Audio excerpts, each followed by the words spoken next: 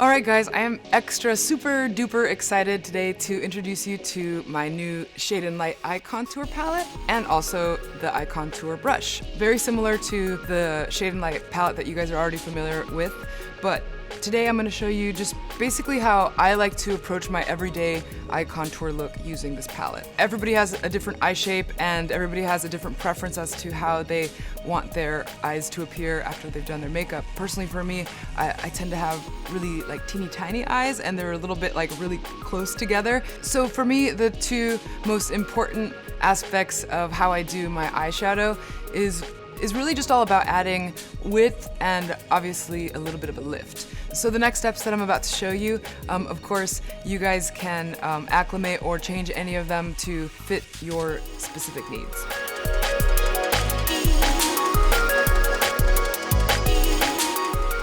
First things first, let's prime our eyes. I love using my high voltage eye primer and just simply using my fingers, I'm gonna go ahead and dab it onto my lid and just blend it out.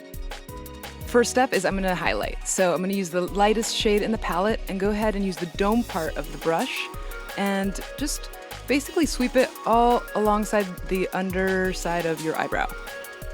One trick that I think works really great for helping widening the eyes is to add a little bit of the same shade to the corner of your eyelid.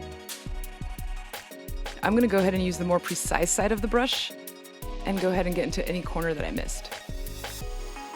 Once that's all blended nice and smoothly, I'm gonna move on to a transitional shade. I'm gonna use the dome side of the brush for this part because I want to be able to control the gradient and make sure that this is very smooth.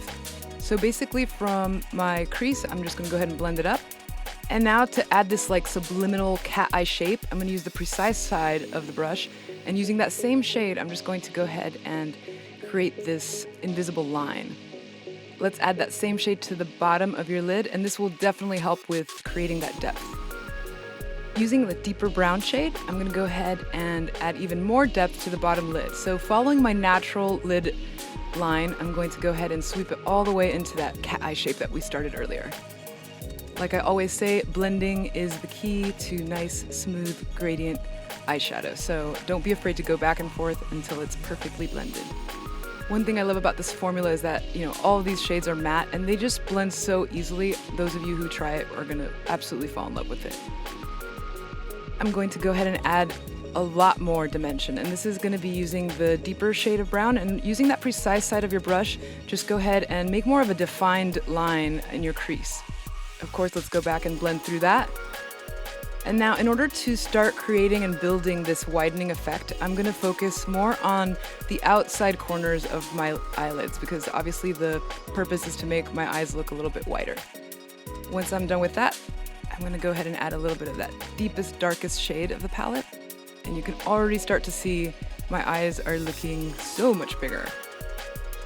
Okay, now that we're done with the eyeshadow section, I'm gonna move on to a little bit of eyeliner. I'm gonna use solid black and just gently put some on my waterline. And this will definitely help make such more of a solid shape for your eye. This look would definitely not be complete without some liquid eyeliner. I love tattoo liner, and I know you guys do too. For this particular look, I think that the classic cat eye definitely helps in creating that more doe-eyed, wider eye look. So going back and forth, make sure it's even with your other eye. I'm gonna stay away from putting any eyeliner on the inner corner of my eye because, again, remember, we're trying to create that separation. All right, now the eyeliner's done, let's move on to mascara. I love the Immortal Lash formula. I know that the wand itself can be intimidating, but it really does wonders, especially if you like to wear false lashes, just because you can get into every tiny little corner and make sure that every single lash is drenched in the most blackest of black.